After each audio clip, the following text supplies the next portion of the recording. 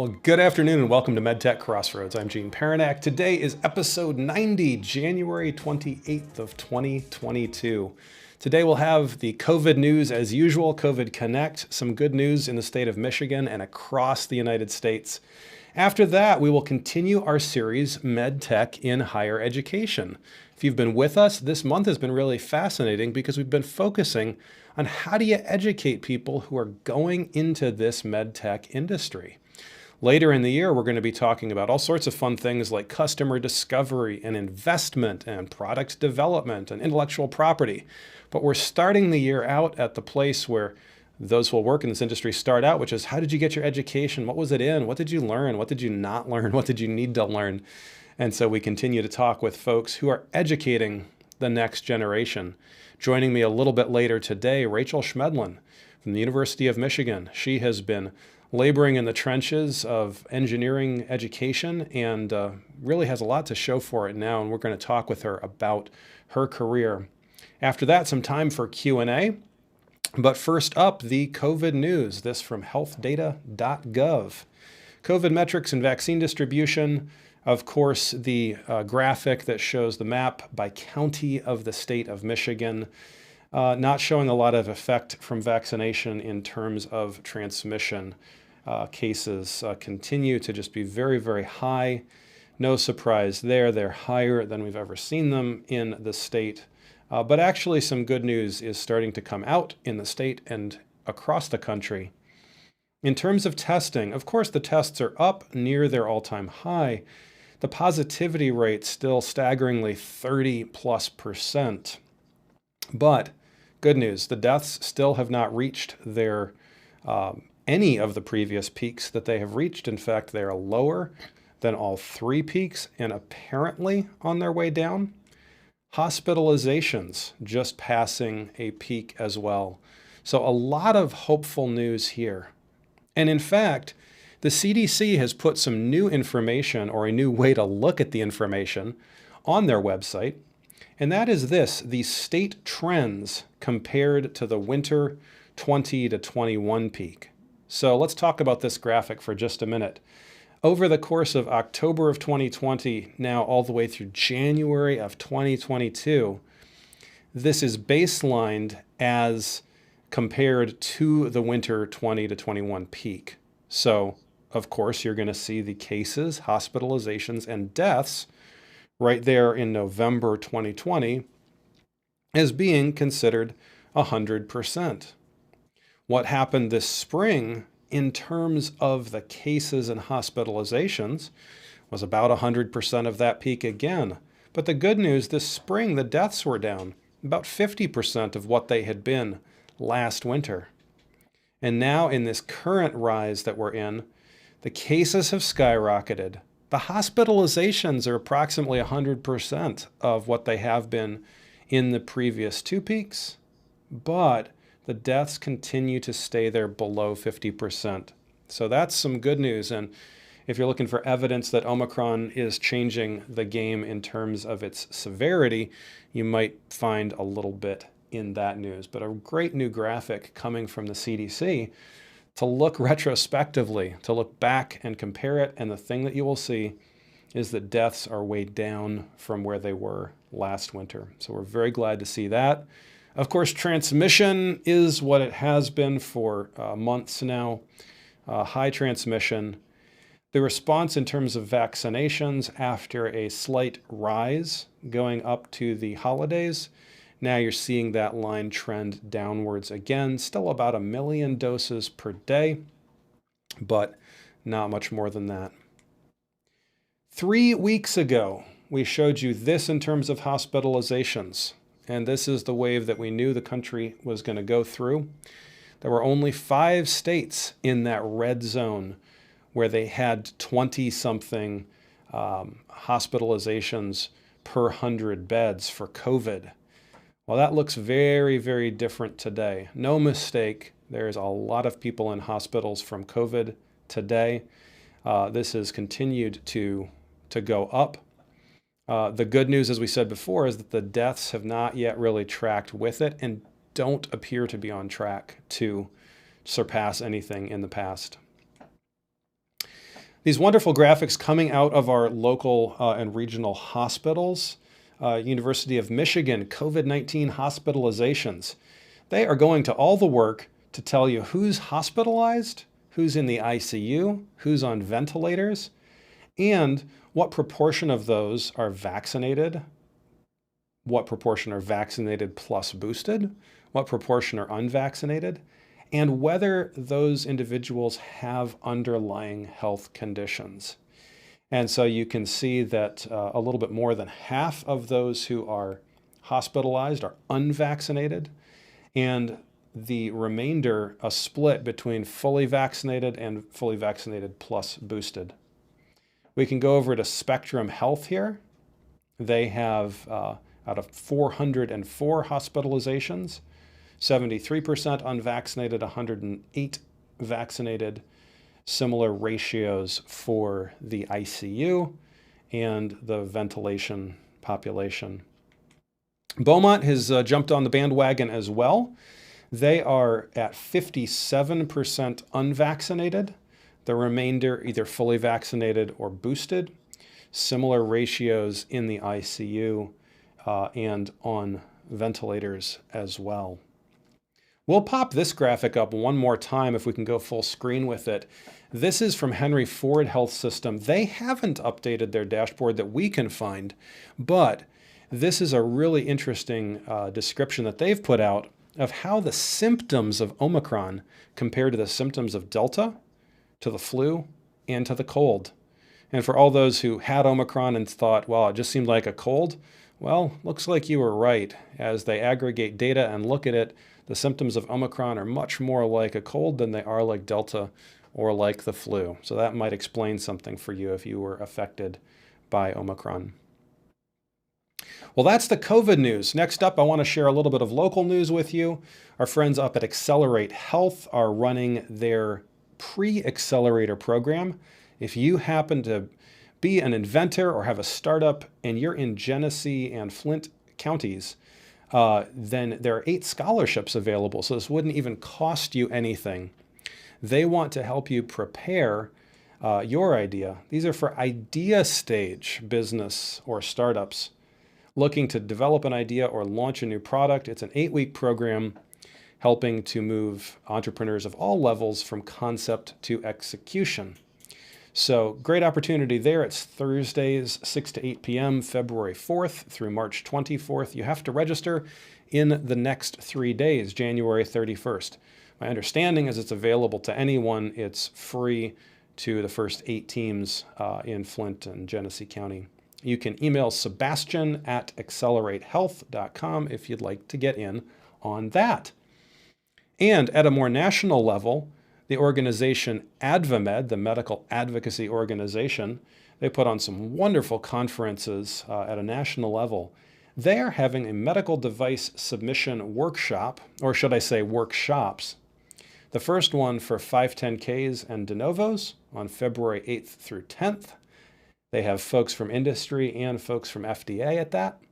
After that, an investigational device exemption workshop. Even if you're at a university and you're thinking to do an IDE for a substantially risky product, then you might want to go to that workshop because it helps you understand what the FDA is looking for when they approve your IDE.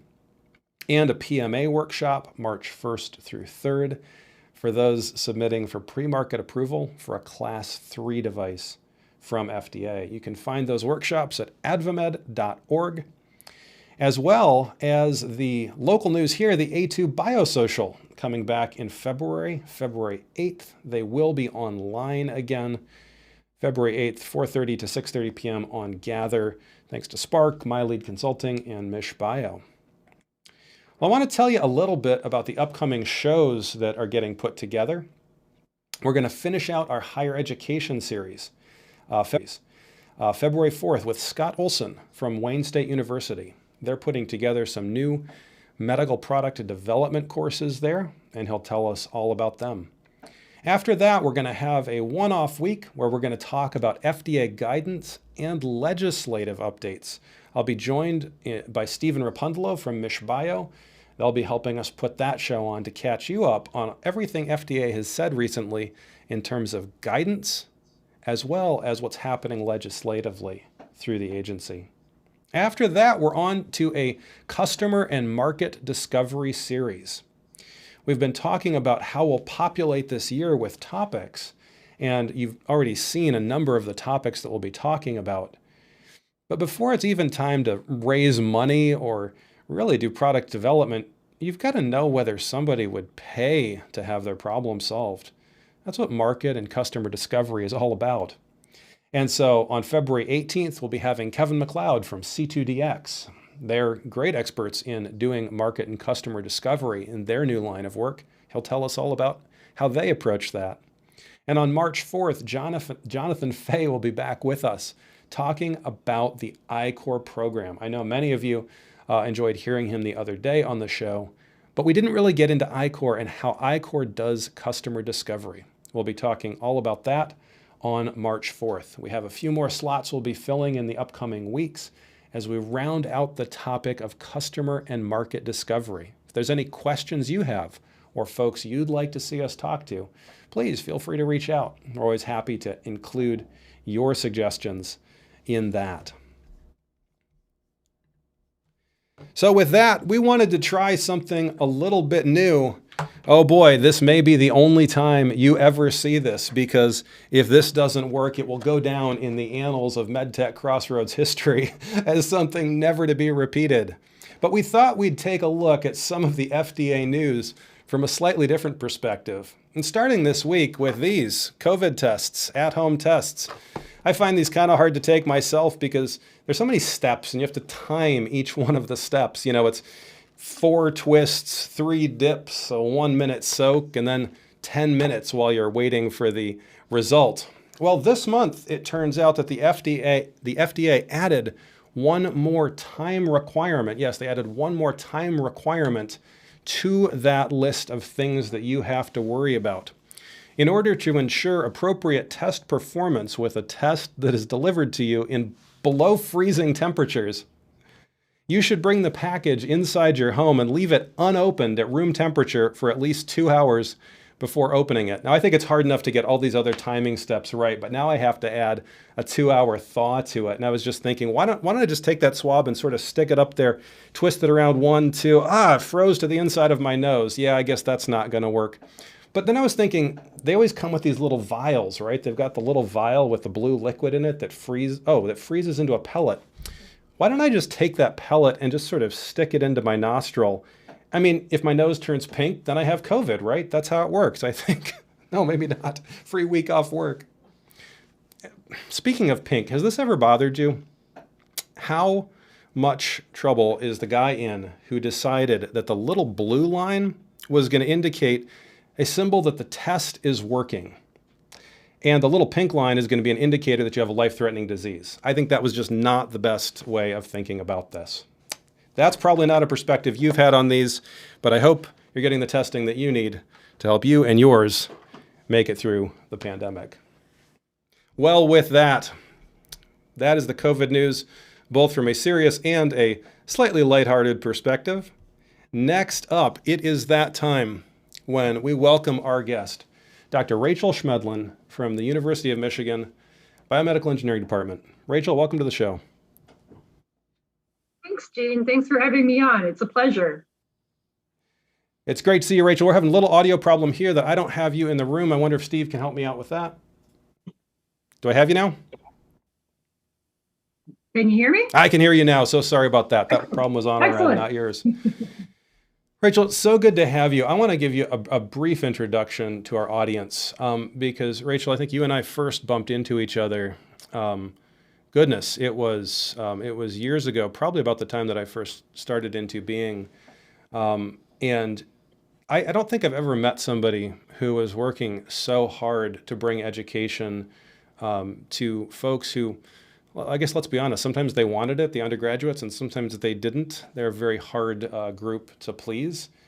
And I remember, we'd be living these parallel lives. We're over here doing product development. You're there teaching folks. And I just remember it would get these requests and you'd be reaching out to industry tirelessly.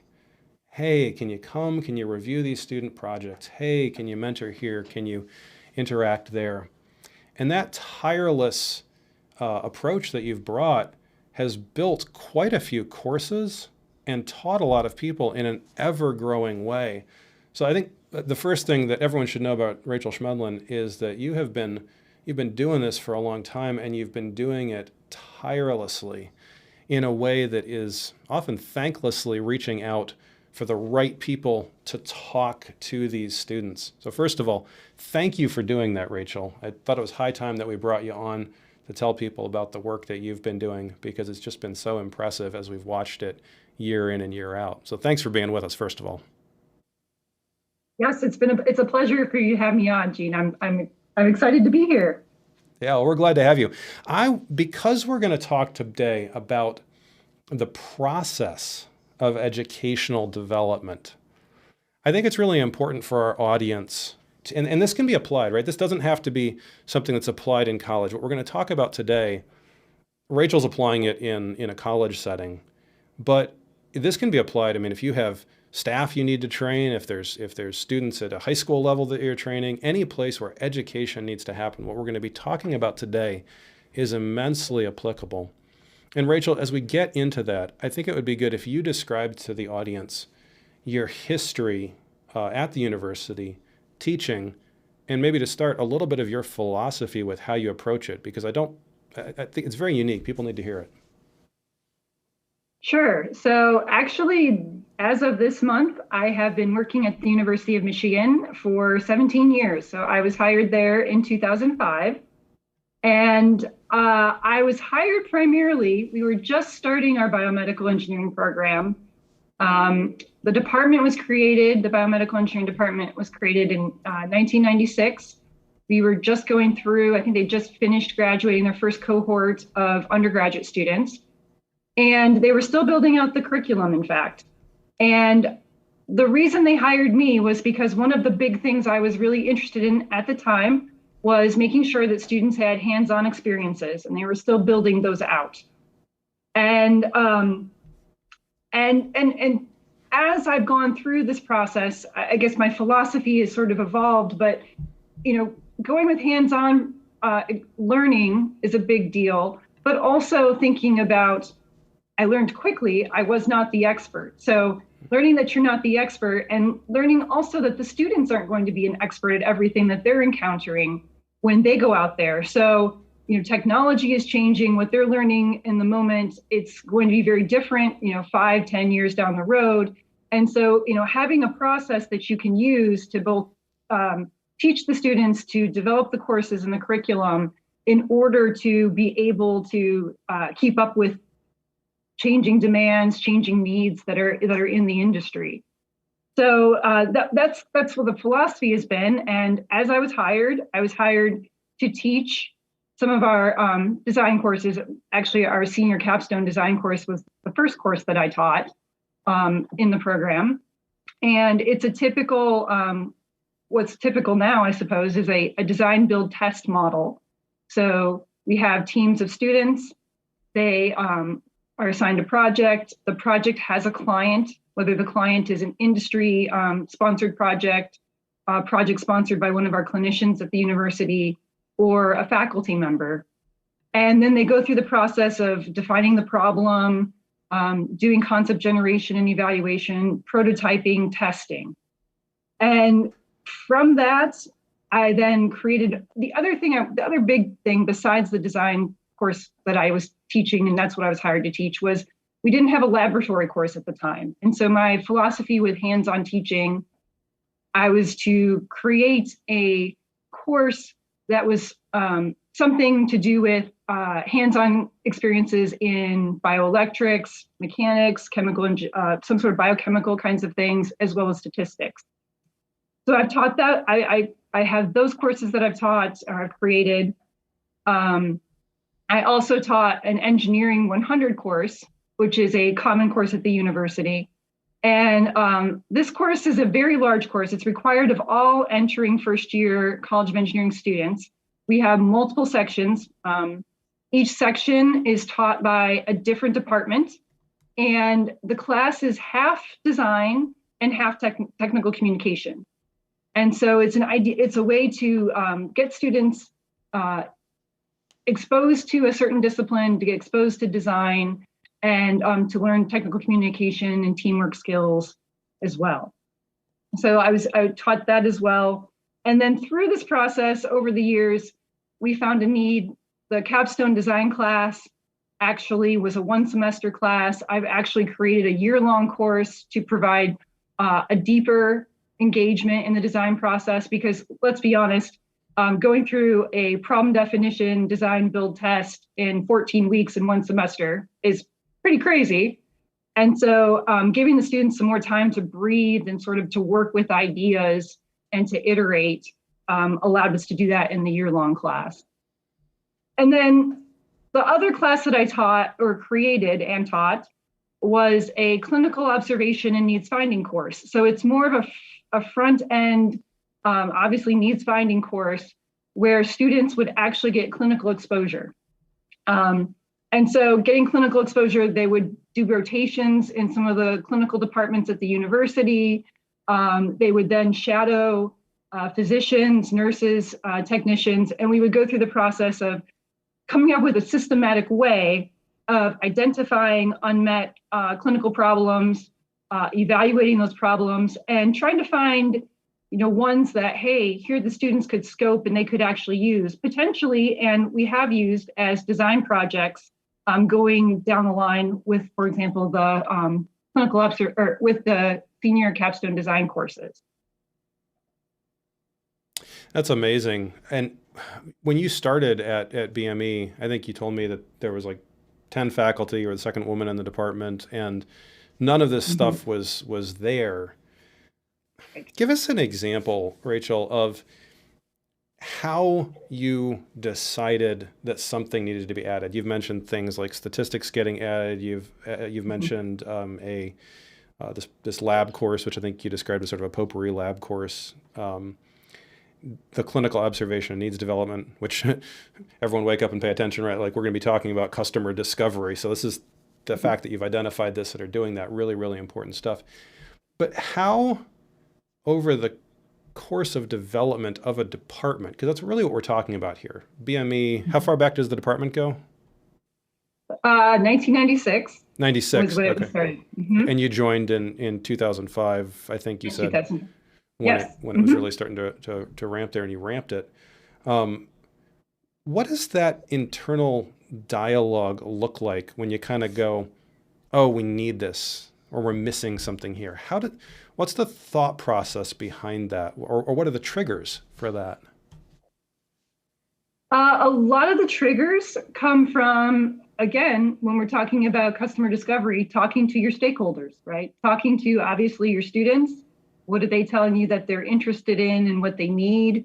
Talking to our faculty, talking to the clinicians. A lot of our BME students, we have a significant fraction of them that want to be go into medicine, that are pre-med, but we also have a significant portion that want to go into the medical device industry and go into graduate school and things like that.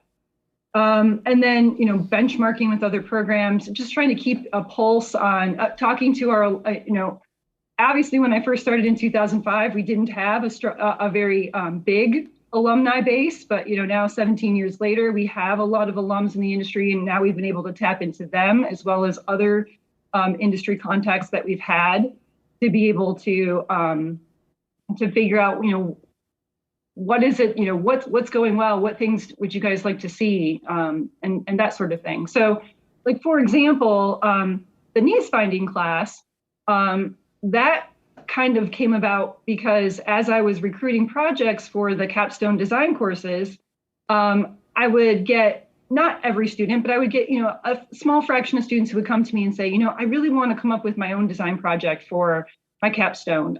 Can you kind of help me do this? Or,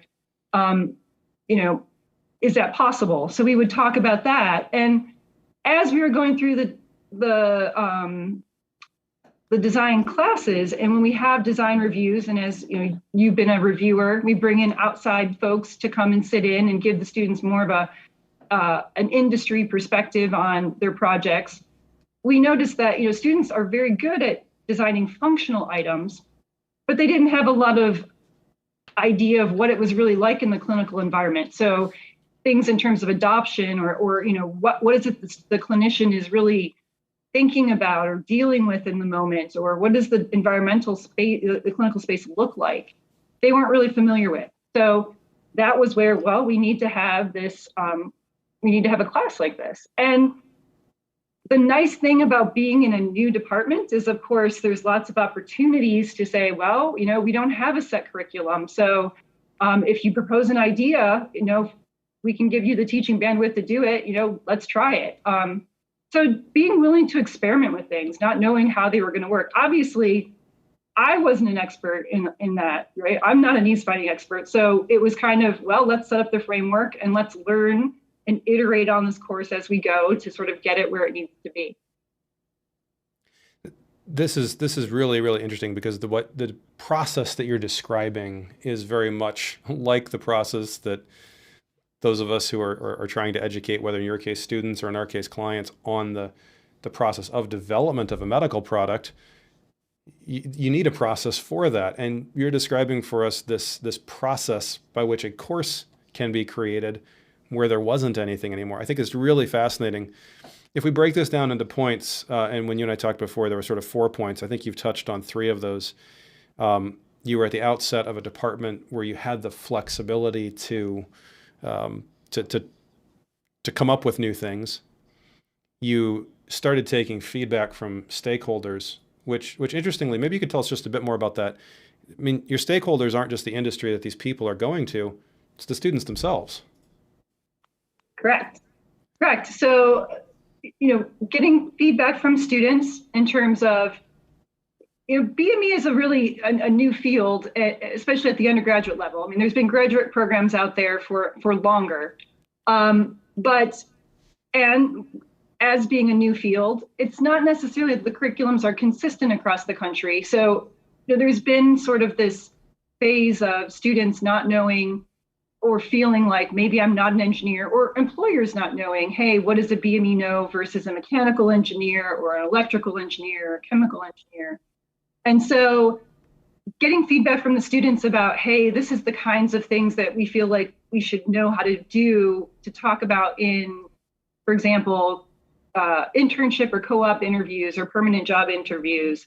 One of the things, for example, was when we first started the department, or when I first joined, is computer-aided drawing, CAD drawing.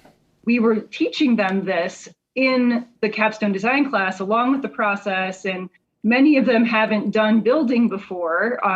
A lot of them are, just learning how to do fabrication and things like that. So it was a lot going on in that class, but the students really wanted to know CAD because, hey, employers are asking us if we want a permanent job, we've got to have CAD because that's what the mechanical engineers have.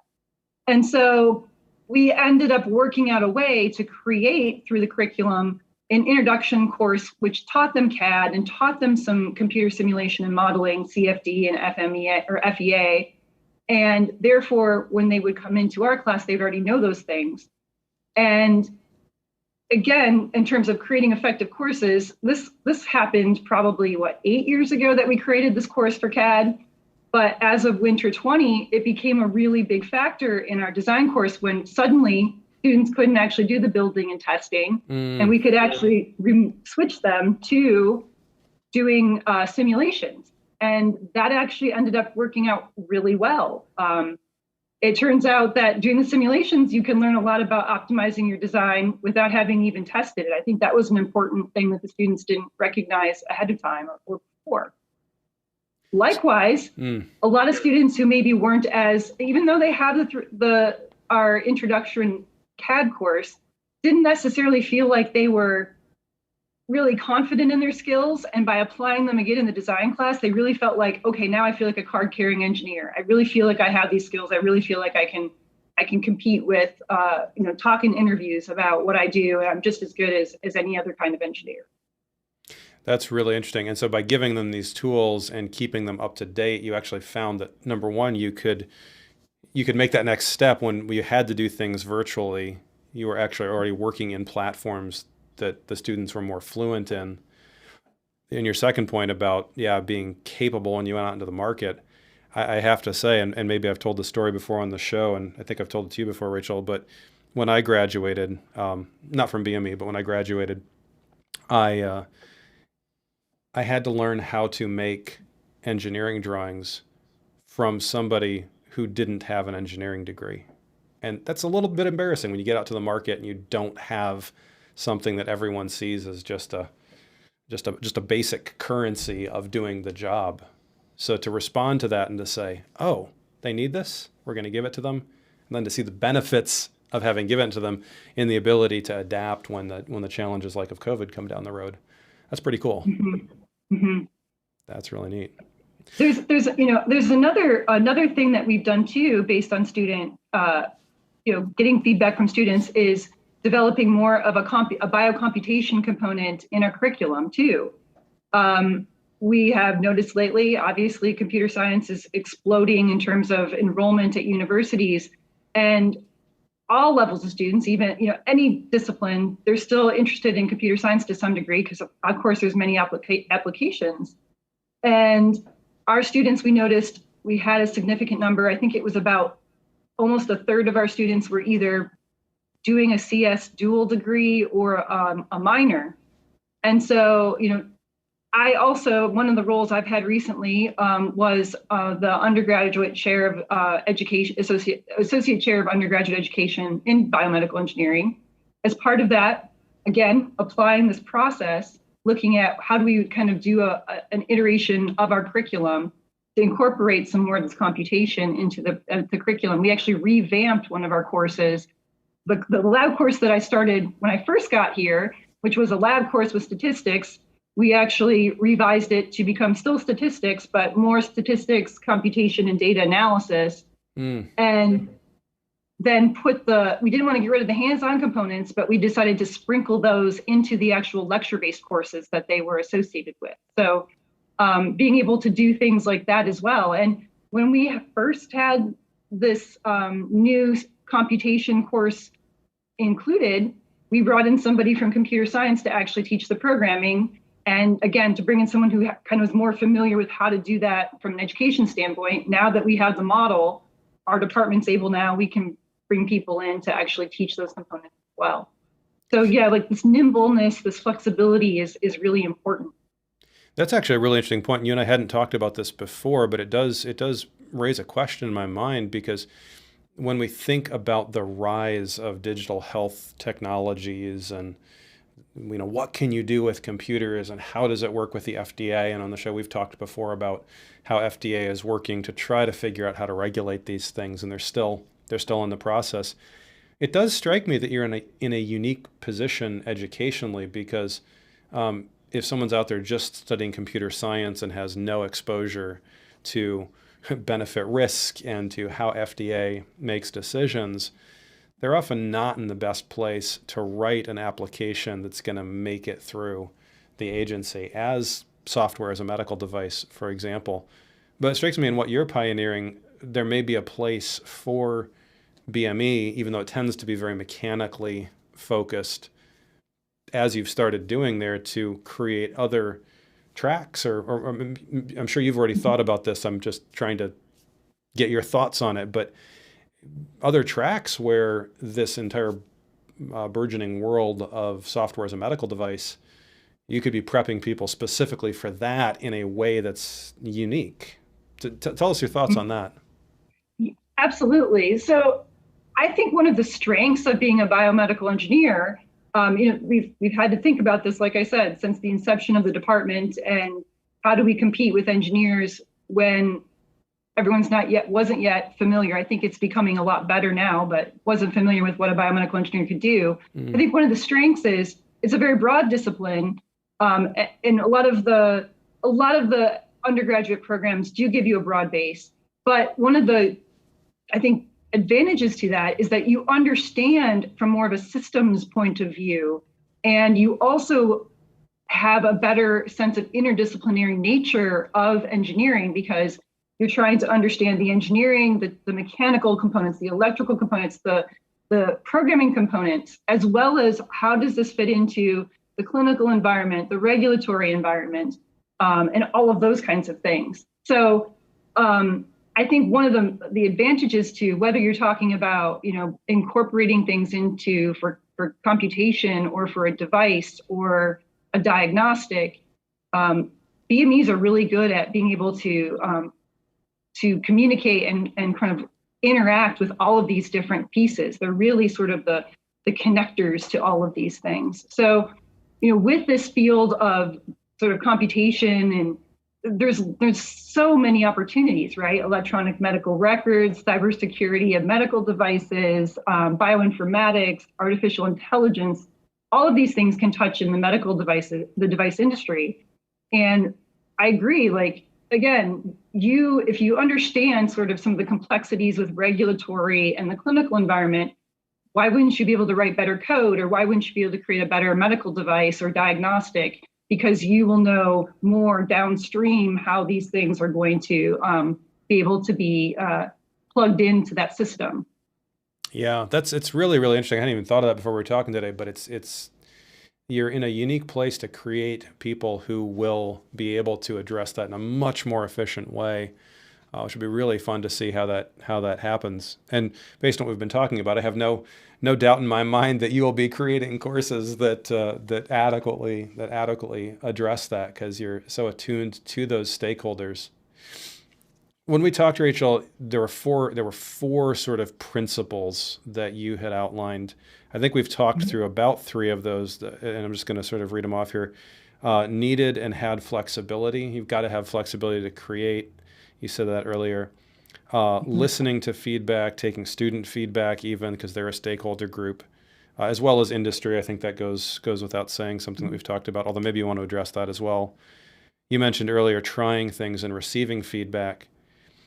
The other aspect that you had mentioned in our previous conversation was this exposure to the ecosystem, to be able to draw on expertise.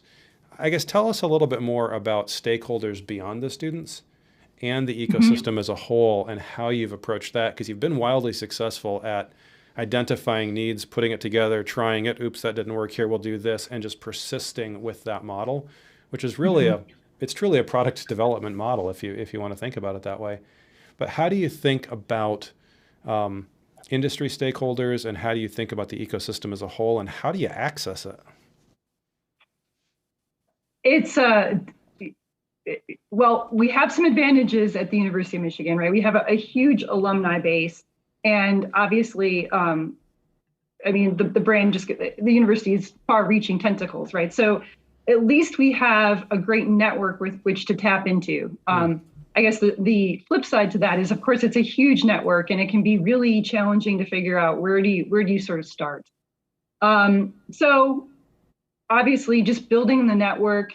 We have folks, like I mentioned, we have now alums in industry, but just folks that we've had, even just the local ecosystem that we have here in Michigan and Southeast Michigan and the state of Michigan, starting with the folks here, obviously, Jean, you and some of your colleagues at Into Being have been wonderful in terms of supporting us and providing input.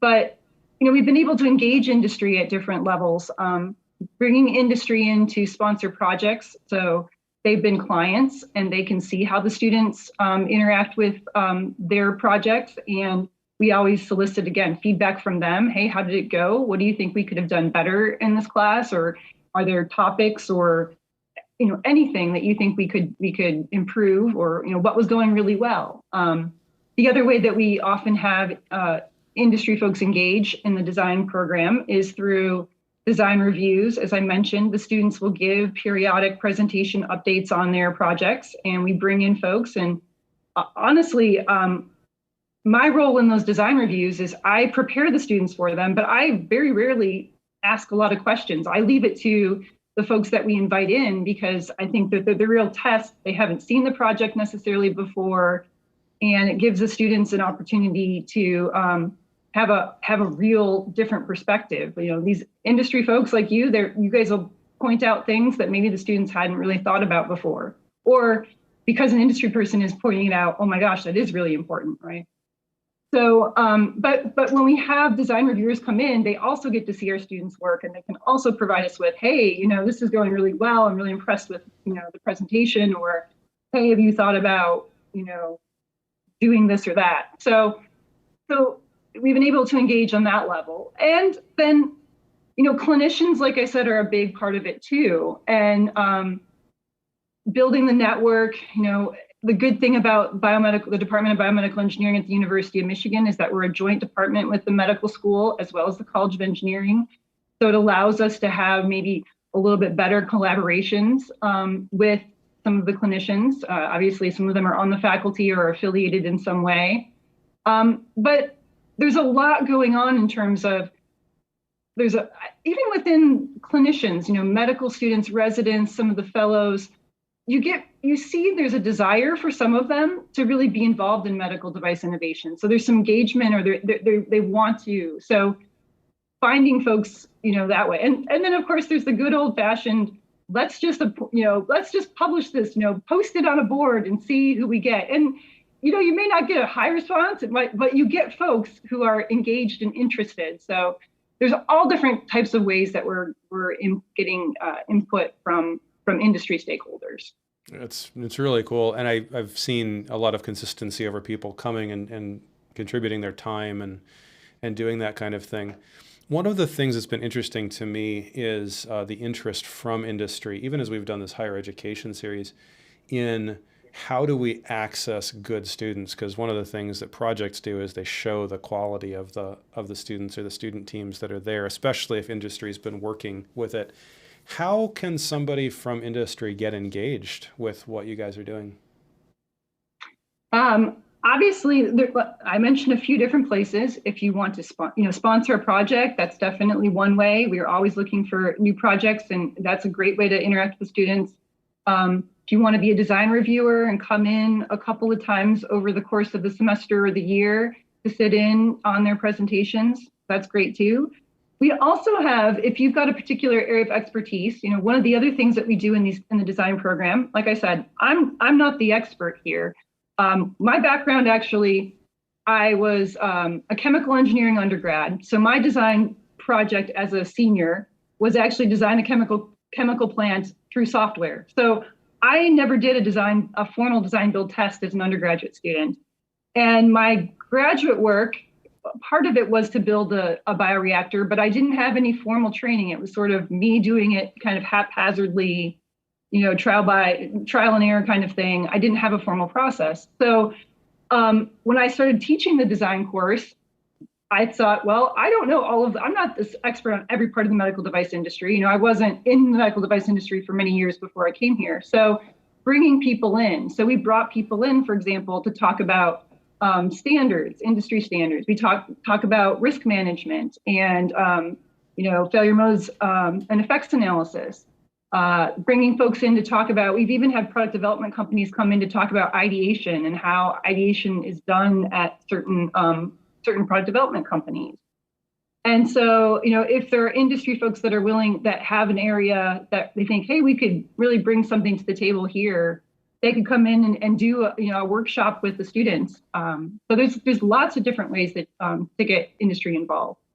I'll also mention, although I've been mostly working on medical device development with my senior capstone design courses, as of last year, we actually started a new section of our senior capstone design course. I'm not teaching it. Dr. Melissa Robel is, but it's a biochemical section. So it's more focused on, right now, I think she's doing a lot with combination products, but we're moving more towards, because we have a significant number of students who are really interested on the biochemical side of things. So being able to find a design project for them. So there's often a lot of opportunities that I think are going to become available with her class as well.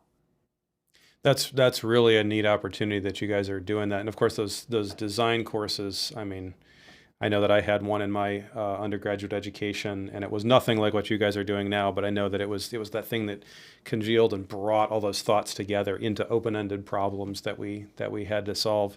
And also, for a note for anyone from industry, I've certainly participated, and as Rachel mentioned, others from our company have participated.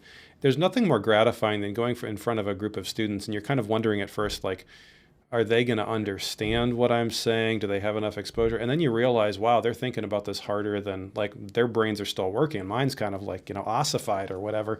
And they grab on, and they're really engaging. And it's a very gratifying experience to be able to communicate and to have their perspectives and their questions, because they're actually thinking deeply about it. So definitely highly recommend to reach out and get involved with these kind of programs.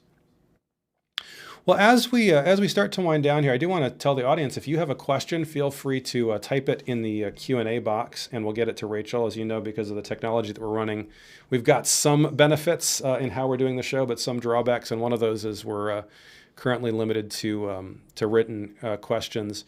We got a couple of those coming in. And while we're waiting for a few more of those as well, I wanted to ask Rachel, you mentioned two things that I thought would be good to touch on, two specific things. One is, you realized along the way that students they didn't really understand the clinical aspects of it. But of course, that's not something that's limited to students. The number of teams that we've worked with over the years that have they thought they knew what the clinical need was, and they didn't, and then even got way down the road and then discovered, oh no, we've got a lot invested in this and we didn't actually understand the clinical need. I'd like to say it was nobody, but it happens with some regularity. What was the indication to you that there was a need there? What kinds of things were students doing or saying or missing that made you go, oh wait, we got to talk about this? I think some of it was as simple as students were thinking about projects where maybe the device they were designing was, maybe even just for a simple example, too big or too big or too small. It's not going to fit in the space. Or, for example, we're doing a project right now with rehabilitation of pediatric ICU patients, and reminding the students, look, these are really sick patients. They're connected to a whole bunch of different things. So, they're hooked up to ventilators. They've got, EKGs on. They've got IV lines. And remembering whatever you're going to put in the bed with them to help with rehabilitation, you got to be able to, look out for all of those connections and make sure that you're not going to pull any of those out. So things like that make a really big difference.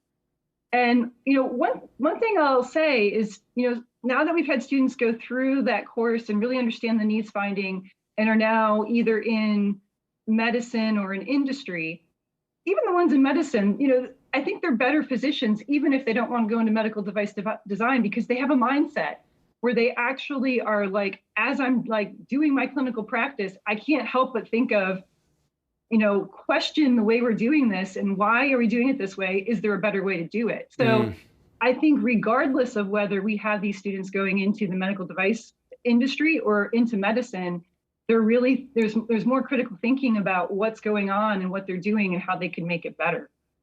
Yeah, that's really cool. Well, it's a great example of seeing the problem and then stepping in and making something happen. It's certainly one we've seen, and I'd like to say it's resolved early in companies' lives, but often it's not. That's one of the reasons we're going to be talking in our next series here coming up in March about like needs finding, and part of that is what's actually happening inside the clinic. So really important stuff. We do have a few questions coming in here, some from Ken, some from Denise. We'll start with this. Is an intro to machine learning a part of your great computational statistics curriculum? So the course that I mentioned that we just revised to include computation is basically a foundational course in terms of looking at data sets and how to manipulate them. So it's more a prerequisite for an artificial intelligence course. However, we do have an upper level artificial intelligence course that one of our BME faculty is teaching.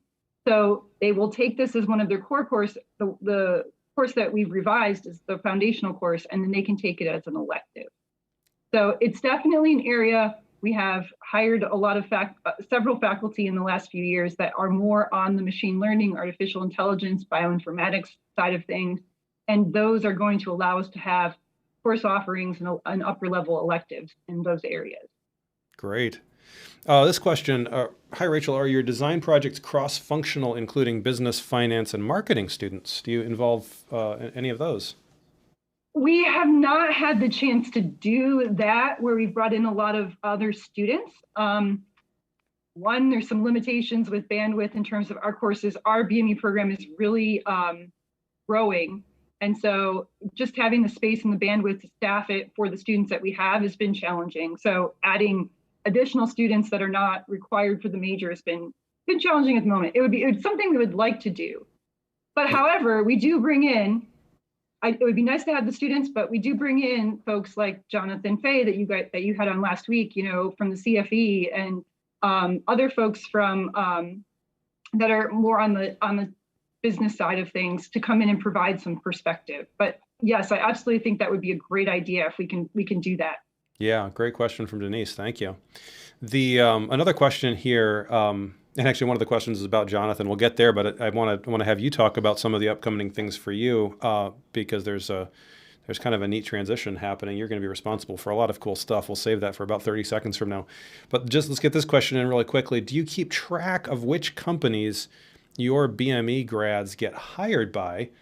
This was a cool question. Is there one or two that stand out?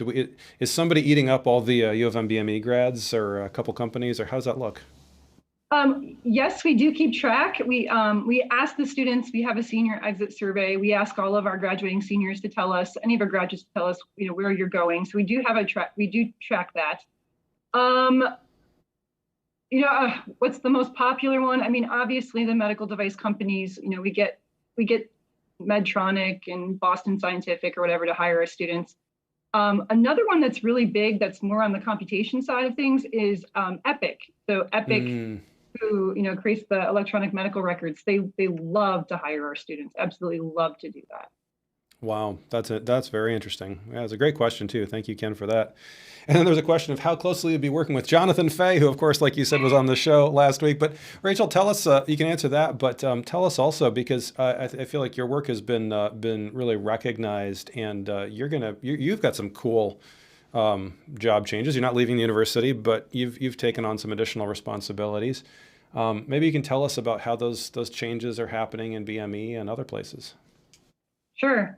So in fact, I did actually send Jonathan Fay an email today because I do want him to come into my class this semester. So that's definitely going to happen. I know now that he's part of, he's got a formal role in BME. We will definitely be able to get more of his time. When he was, directing the CFE, I know he had his hands in a lot of other things that made it more difficult. So yes, Jonathan Fay is definitely on my radar. And then what was the second part? I'm sorry, you asked me. Well, so if I understand correctly, you've taken on additional responsibilities that have to do with planning even more education, because, like we said today, apparently you're pretty good at it. Tell us about that upcoming change. Right. So I'm still a part teaching faculty, but I'm also now have an administrative role. So in 2017, I did take on the role of Associate Chair for Undergraduate Education in the Biomedical Engineering Department. So I did that for almost 5 years. And then as of this past September, I have a split appointment now with the College of Engineering as Director of Academic Programs. And in that role, I'm actually overseeing our first year College of Engineering programs. So the course that I mentioned, the Engine 100 class, which is an introduction to engineering with design and technical communications. We have an intro to programming class, an Engineering 101 course, just to make sure that they know how to do basic programming, know a little bit about MATLAB and Python or C++. And then also there's a survey course. Both of those two courses I just mentioned are required, but there's also an optional course, Engineering 110, which is one for students who are not sure which engineering major they want to go into. And so this course is one that helps them explore kind of what their interests are, help them to explore the majors, and help them set up a plan. So what's your process? Again, a process for how to figure out where you want to go, what you want to go into, and how you can plan out your 4 years at the university in order to prepare for a future career. Well, that's wonderful. We're so pleased that what your work is being recognized and people are seeing the value of that. Because I just remember all those weeks and months and years that we're both laboring at our both at the time relatively new positions that we were working in, and just seeing you labor so tirelessly, Rachael. It's been really cool, and we're glad that is recognized. As we come to the end here, I'm going to leave the last word to you. What do you want our audience to be thinking about when we think of higher education and the MedTech industry and all this work that goes on in it by so many people? What are your parting thoughts for us, Rachael? Let's see. My parting thoughts. I think so. I guess for me, going through the last 17 years teaching design, it's just amazing to me how much everything is a process, right? We don't always have all of the answers, and the design process with the problem definition and coming up with ideas and evaluating them and retesting and iterating, it can be applied to so many things, right? So in education, could be a course, it could be curriculum, it could be a variety of things. So I guess just taking away, thinking about the process, thinking about what we need to do to help students have the skills to learn what they need to learn both now and down in the future. That's great. Wow, what a great summary. And I think that's the thing that really stuck out to me too, is the process, that kind of process. You're a process person and you're doing such a great job of implementing it. We're so thankful that you were willing to join us today, Rachael, and we wish you all the best in these roles. And thank you so much for being on the show today. Again, Gene, thank you. It was a pleasure. I'm a big fan of your MedTech Crossroads, so I'm looking forward to seeing more of them. Well, looking forward to it. Thank you, Rachael. Take care, Gene. Bye-bye. Well, that's great. I'm so glad we got Rachael on because she does such amazing work educating students and adapting and changing and modifying and growing. She's created so many courses. Well, as we come to the top of the hour here, it is time for you to share anything that's going on in your world. We do have one share here from our friend Ken Spencer. I'm going to ask Steve if he can put the presentation computer up on the screen. I guess I have to move this over for that to work. Still learning the technology. And we may have to have Ken or Kevin on the show at some point to talk about these changes, but the University of Michigan MCIRC Critical Care Focus is been renamed. It is now the Max Harry Weil Institute for Critical Care Research and Innovation. So Ken just shared that with us. There's their new website. Their picture, Kevin Ward in the background. So now you know that if you hear about the Weil Institute, that is the former MCIRC, now the Max Harry Weil Institute. If you have any news for us, please feel free to type it in the chat. We'll share it. We'll bring up the website, just like we did for MCIRC there, or now the Weil Institute.